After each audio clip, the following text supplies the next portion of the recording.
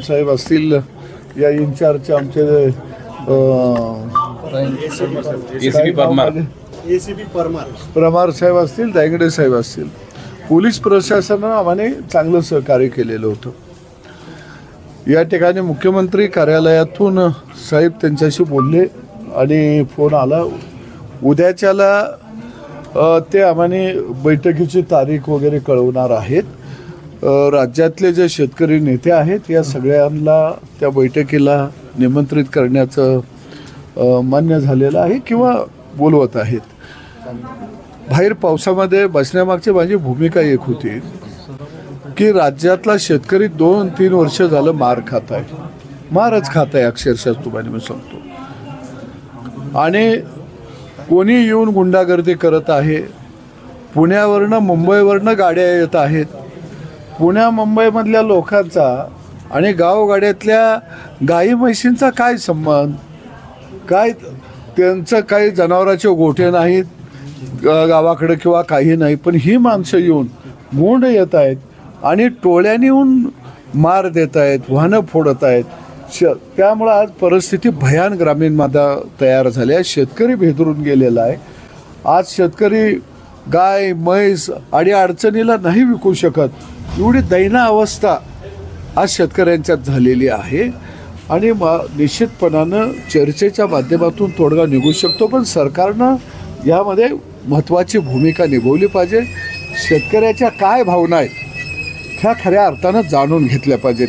शेतकऱ्याच्या भावनांचा चुराडा करून जर आम्ही कायदाच आमचा बरोबर आहे असं जर काम करायला लागलो तर निश्चितपणानं हा बळीराजा दुग्ध व्यवसाय या महाराष्ट्रातला संपून जाईल, जो कष्टानं उभा केलेला आहे. पुन्हा बैठकीला बोलावलं तुम्ही म्हटले नाही, मी जे शेतकरी नेते चळवळीमध्ये आहेत, जे काही अभ्यासक आहेत, यांना खऱ्या अर्थानं बोलूया आणि नेमकी खरंच काय समस्या आहे ते आपण जाणून घेऊया. कारण मी या ठिकाणी आलो याचं कारण की बोलायचं कुणी हा प्रश्न या महाराष्ट्रामध्ये खऱ्या अर्थाने या विषयावरती तयार झालेला होता. गावागावातला शेतकरी विचारायला लागला म्हणे तुम्ही का बोलत नाही. मला 2 गायी विकायच्या आहेत, त्या संकरित गायी, होस्टन गायी, हे विकायला गेलं तर मार बसतो या. अरे राज्यातले बाजार बंद पडलेले आहेत. बाजारामध्ये जनावरांची संख्या घटलेली आहे. याचा कुठंतरी सरकारनं विचार केला पाहिजे. आणि आपल्या माध्यमातून सरकारला मी विनंती करतो की काही गोशाळा चांगल्या आहेत, पण काही गोशाळा शेतकऱ्यांचे जनावराचे तुरुंग झाले. ते धंदा करायसाठी काही लोकांनी गोशाळा काढलेल्या आहेत. अशी जनावरं पकडायची, गोशाळेमध्ये आणायची, दिवसाला 500 रुपये लावायचं. न्यायालयाचा 1 वर्षानं निकाल येतोया, तोपर्यंत त्या जनावराची भाडे वसूल लाखावर जाते. ते जनावरं बी लुकडं झालेलं असतं या. मग शेतकरी बी जनावरं नेत नाही, यांची चंगळच चालली या. आणि मला एक कळत नाही की काही लोकांनी गायींचं रक्षण करायला कॉर्पोरेट कंपन्यांचे ऑफिस असावे. असे जिल्ह्याला पुण्यामध्ये ऑफिस, मुंबईमध्ये ऑफिस. अरे मुंबईमध्ये तुम्ही काय पाळता तिची ऑफिसं काढा ना. मुंबईमध्ये मांजरं आहेत, कुत्री आहेत, त्याचं ऑफिसं काढा. अरे गया म्हशी आम्ही पाळतो या. कृषी मंत्री सक्षम नाहीत असं तुम्हाला वाटतंय का? कृषी मंत्री सक्षम नाहीये ते सगळं करायला.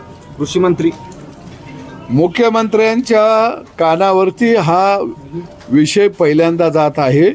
कारण हे 4 दिवसामध्येच वादळ तयार झालं. ज्यावेळी माझ्या भागातल्या लोकांच्याकडनं खंडणी उकळण्यात आली, माझ्या गावातल्या पोराला मारण्यात आलं, त्यावेळी मी याचा अभ्यास करायला सुरुवात केल्यानंतर माझ्या लक्षात आलं की राज्यभर अशा पद्धतीनं झालेलं आहे.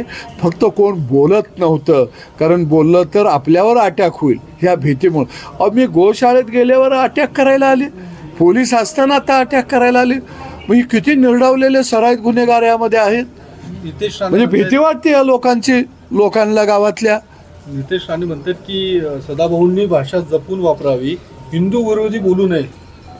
सदाभाऊ खोत हा हिंदू आहे. हिंदू संस्कृतीला आम्ही मानणारे आहोत. माझा बाप माळकरी होता, माझी आई माळकरी आहे, माझी लेकरं माळकरी आहेत. माझा बाप प्रवचन करत होता, मी ग्रंथ वाचत होतो, मी विठ्ठल रुक्माईच्या गावात मंदिर बांधलं या, मी ग्रामदैवताचं मंदिर बांधलं या. म्हणजे तुम्हानी खळी आम्ही मोकळी करून नाही दिली पोथी भरायला की मग म्हणायचं का तुम्ही हिंदू नाही. म्हणजे तुम्ही आमची हिंदूंची घरं जाळता. मग हिंदू म्हणून आमचा बी विचार करा ना. गाय म्हशी कोण पाळतो रे बाबा? बहुतांशा हा हिंदू समाजच पाळतो ना गाय म्हशी. त्याचा बी काहीतरी अंतर हा खाय ना, त्याचं बी काही मत आहे ना. शेतकऱ्यांचं हे सगळं करायला सक्षम कृषी मंत्रीच देत नाहीत. प्रत्येक वेळी कृषी मंत्र्यांवर वेगवेगळे आरोप होतात येणार. एक गोष्ट मी तुम्हाला स्पष्ट केली की मुख्यमंत्र्यांच्या कानावरती हा विषय गेला नाही. आज गेलाय. मुख्यमंत्री बैठक घेतील. या राज्याला देवेंद्र फडणवीस हा सक्षम मुख्यमंत्री आहे. प्रत्येक विषयामध्ये त्यांनी तोडगा आणि चर्चेतनं मार्ग काढण्याचा निश्चितपणानं प्रयत्न केलेला आहे.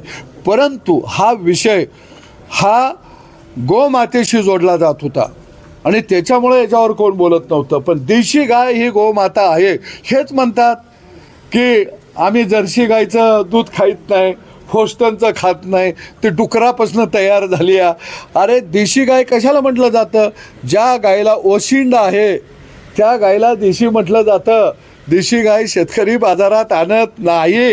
एका बाजूला ही म्हणतात हिला देशी मानत नाही आणि अडवताय कशासाठी? मग अडवताय तुमच्या व्यवसायासाठी अडवता का? हे बंद झालं पाहिजे. त्याच्या